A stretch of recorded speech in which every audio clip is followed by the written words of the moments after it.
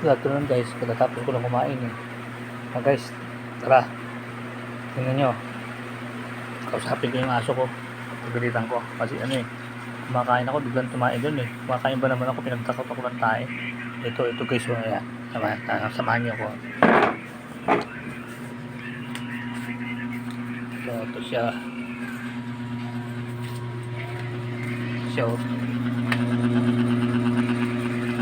Sky! Halika nga. Sky, halika dito. Sky!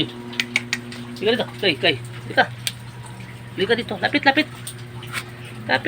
Halika dito. Ikaw, hindi ikaw. Sky lang. Sky, halika dito. Ikaw, Sky ka. Makain ako eh. Hindi ka makapaghintay. Diyan po tumae kanina. Kumakain ako. Tumae ba naman ang pagkalaki-laki. Buti lang nandito yung manugang ko kanina. Tinawag ako. Sabi, tinawag muna pala yung asawa ko. Sabi, tita, tumae po si Sky. Laki. Kumakain ako. Tumayo ako. Nagpatulong. Buti siya dumakot. Ako na lang nagtapon dun sa Tapos ngayon naman katatapos ko lang umihi naman dito. Nagpunas naman ako rito ng po. Tinan nyo ihi niya. Kasi umuulan ngayon. Nakapwesto tong aso ko na to. Paborito ko to eh. Tuta pa lang nga sa akin na to eh. Umuulan kasi. Doon nakatali sa may gate to eh. Kaso ngayon eh. Yung umuulan kaya dito namin sa may silong siya rito. Kakaawa naman eh. Kaso naman siyempre dito rin siya minsan tumatae. Dito umihira ka. Ba't ka tumae? Ba't sabi ko di ba huwag ka tatay dyan? Pupunta ka doon para madaling takutin. Ikaw talaga Sky ka ha? Oo nga pala kasi pag pupunta pa siya rin sa kabila tumutulo naman ang doon yung ayun may nakasahod nga yung tulo ng ulan siyempre mababasa siya kaya dito na lang siguro nagkantatae. Taba nito tinan nyo kayo sa likod niya parang baboy tinan nyo minsan nga binubulungan ko nag-uusap kami ng pasimple natatawa ko sa sarili ko sabi ko sa kanya Sky ikaw nga magtapat ka sa akin aso ka ba talaga o baboy ka. Iisip ko baka biglang sumagot aso. Ayan po siya yan ang favorite dog ko actually dalawa tong favorite dog ko na to ito tsaka yung isa ko to naman si Panggo naman lalaki yun si Panggo ito ang pangalan nito si Sky tuta pa lang to alaga ko nito tapos isa rin yun si Panggo tuta pa lang alaga ko ngayon dumami na sila ayun yung isa naman yun si Panda yun yung isa na yun yung medyo makulit nainis ako dun medyo makulit kasi basta pag nakapwesto dito yun lahat ng mahawakan niya at maabot ng bibig niya ngangat-ngating niya ito mga tsinelas na to nako delikado to pinapasok namin to pagkagabi dahil ang libangan niyan magngat-ngat magsira ng gamit marami na sinirang gamit dito yan minsan natatago ka ng misis ko yan nag-visit sa kanya ayun po yung isa na yun yun yung puti na yun huwag ko ba't ganyan kasi mga asong ko nang mahilig manira ito hindi naman to naninira ang lang talaga nito palatay paano naman kasi hindi magiging palatay laki-laki ng katawan tinan nyo siyempre laki ng bituka niya laging puno ng pagkain lakas kumain yan kaya pag tumayan laki-laki din ng tayo kala mo tayo ng baboy parang hindi tayo ng aso. Sabi ko pag ako nag-alaga ng baboy sasama kita sa mga baboy hindi katawan niya kala nyo tinan yung likod niya guys tinan nyo yung likod niya aso ba yan? Tinan nyo naman tinan nyo dito kanina naman umihi dito kanina buti na lang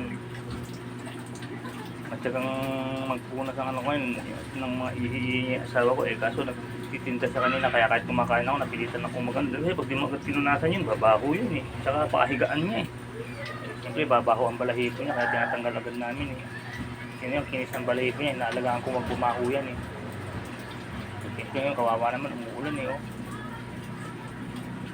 kaya nandito siya tsaka yung mga aso pa naman pagkatagulan bumabaho sila kasi nga dahil siyempre hindi sila naaarawan yung balahibo nila parang nakukulog bumabaho sila kaya dito pag sinasarado namin madalas tong pinto na to ito po yung bahay namin nakakaiga ang buso ko may pasok kasi mamaya yan siya pag nakabukas to nandiyan ka sa loob maamoy mo yung singaw nung amoy ng katawan nilang baho kaya sinasarado namin madalas to yan ang ganda talaga siyempre binabantayan tayo sa gabi niyan kaya tinitiis namin ng baho yun talaga kasi siyempre pet natin ang mga yan ngayon po siya Sky halika to Sabi ko sa iyo, halika dito. Hindi ba nag-uusap na tayo? Halika nga. Ayan. Hindi ba sabi ko sa iyo, ganda tayo dyan. Hoy, ikaw banda doon ka. Hindi ka ang hinano ko Sis kaya. Huwag kang papansin. Mahilig kang manira doon ka. Pag di ka na mahilig manira, bibidyo kita. Mahilig kang manira ng lahat ng ano yan, sinisira niya. Basta pag naanuhan niya ng uso niya, sira. Bihirang-bihirang makaligtas, hindi manira yan. Pag may nakaiwan kang ano dyan. Minsan naman lalagyan ko sila ng karton para hindi ginawin, para may higaan sila. Higaan niya lang naman siguro mga 2 minuto. 2 minuto. Pag nagsawa na siya humiga, mamaya kakalahigin niya na yun, parang manok. Ganun-ganun niya hanggang sa masira niya na. Hindi ang pangit tingnan, wasak na karton dyan na basa, tatanggalin ko na lang.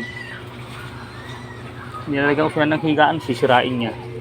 Pati tuloy-tuloy si Sky ko nawawala ng higaan pag sinisira niya.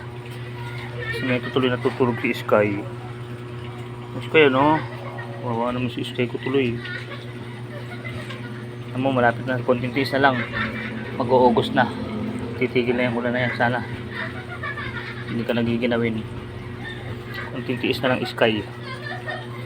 Likod niya, no? Likod niya, no? Likod yan. Daing karne nito.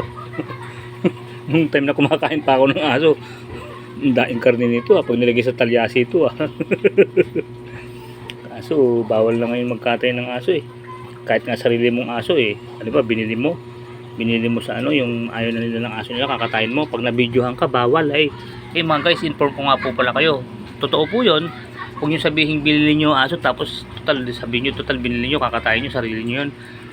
Huwag kayo magbibidyo o habang kinakatay nyo pa aso, videohan nyo pa. Naku po, kulong nga abutin nyo, animal cruelty yun. Basta may batas tayong ganun, bawal magkatay ng aso kahit sarili nyo pa. Ano lang naman yung mga guys, paalala lang sa mga halimbawa nakakalimot, ganun. Ayan. Pero talaga sa ibang lugar kinakain pa talaga aso kasi parang katumbas lang naman din naman yan, para din naman baboy yan. Hindi lang tayo nasanay silang katayin dahil pet natin sila, pero ang katumbas niyan lahat ng mga nilikha ng Diyos na yan, mga pagkain natin yan kung tutusin, yung mga kambing, baboy, baka, aso. Mga British nga kumakain ng aso 'di ba? Aso rin 'yon, yung mga yung aso sa yellow, yung mga wolf, kinakatay nila 'yun aso rin 'yun, kumbaga ibang lahi lang ng aso. Mga British na 'yun, mga puti na 'yun, ang dami ng pagkain sa kanila, kinakain pa nila aso, 'di ba? Totoo po 'yun. Yung mga British kumakain ng mga yung mga parang Siberian Husky, yung mga asong nasa yellow. Nakatay nila yon pagka yung wala silang makain pag inabot sila ng sa gubat na nagyayelo, siyempre hindi sila basta makauwi. Nagkakatay sila ng gano'n, yung parang mga wolf, yung itsura mga wolf, pero mga Siberian Husky. Di ba lahi aso din naman yung kung tutusin nakain nila. So, talaga naman likha ng Diyos yan para kainin kaya lang hindi natin nakasanayan. Ngayon may nag-impose ng batas na bawal magkatay ng aso. Pag nakita ka at nahuli ka, kahit sabihin mo sarili mong aso yun o binili mo at binidyohan mo, alam ko may penalty at saka kulong pa Ang alam ko po ganun po baka sakali nakakamali naman po ako, magsilbing paalala na lang po sa inyo mga guys kung sakasakali. Kung nagkamali ako, di okay lang, at least napaalalahanan ko po kayo mga guys, di ba? Ganun. Mga guys, nandito na lang po gaya po ng dati. Kuya Raymond Vlog. Keep safe, keep healthy, always trust God. Maraming salamat po sa Diyos.